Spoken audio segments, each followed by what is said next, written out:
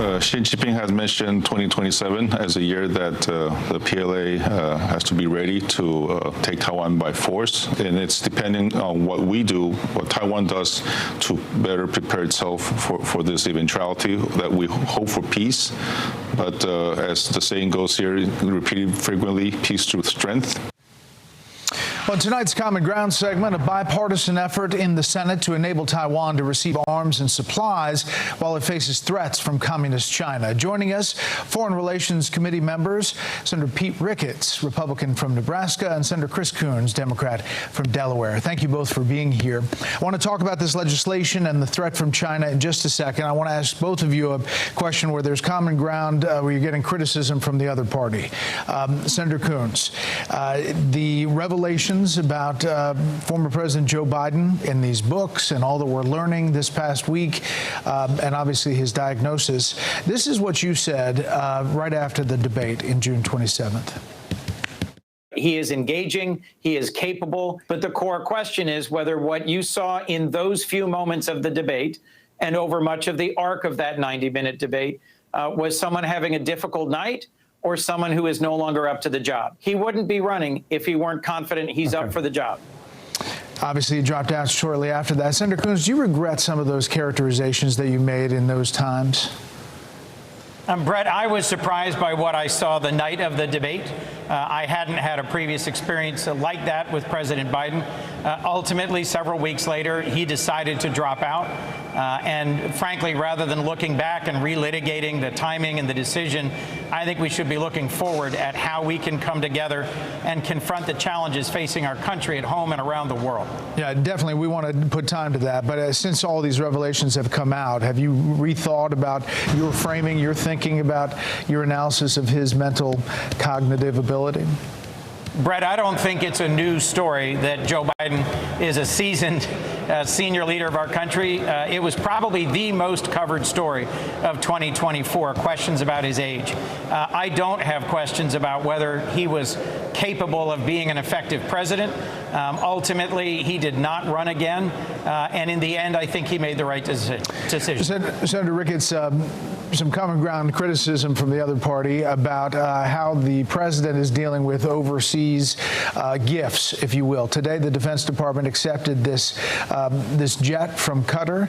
He was asked about it today, kind of pushed back on that being a controversy. How do you see that as we accept this jet to be potentially the next Air Force One?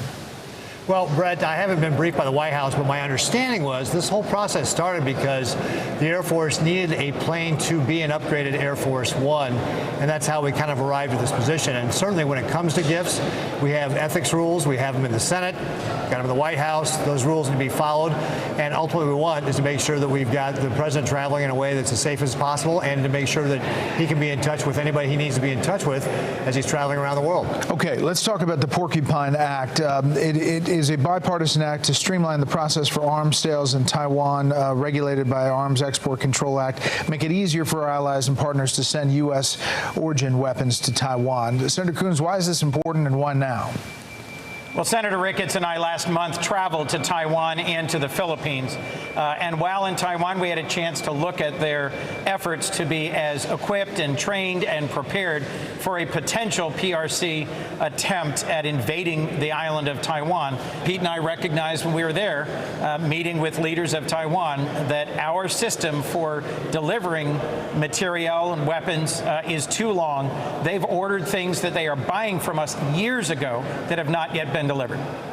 And Senator Ricketts, is there a lot of bipartisan support for this kind of action? I believe there is. Look, we all recognize the threat from Communist China. And when Chris and I were in Taiwan with Senator Budd, we saw firsthand the aggressiveness of the Chinese Communist Party and what they're doing.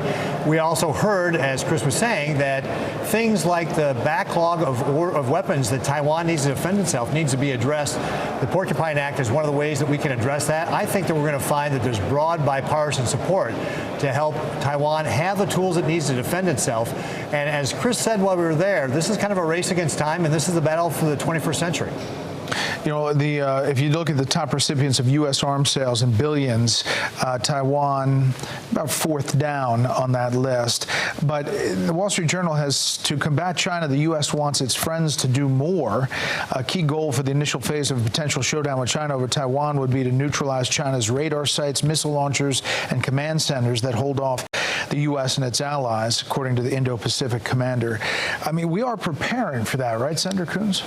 Yes, we met with Admiral Paparo, who's the Indo-PACOM commander, before this trip, and talked with him at great length about what the needs are, both for our systems and for our military, and what greater contributions we're seeking from our partners and allies. The Japanese have committed to doubling their defense spending, which will make them the fourth biggest investor in security in the world.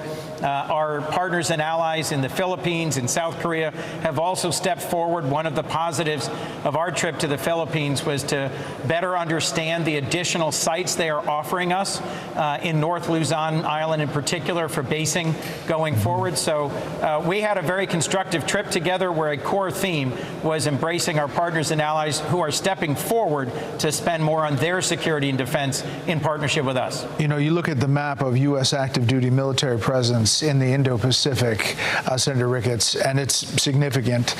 This place, though, is a tinder keg if China decides to move.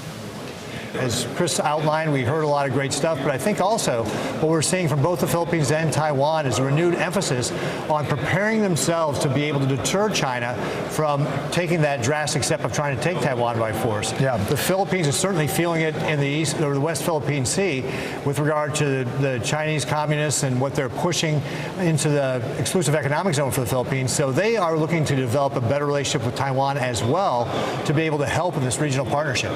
Okay, senators, we'll follow this as it moves along. Thank you very much for the time. Thank you. Okay, thank you. You can see all the Common Ground segments on my podcast.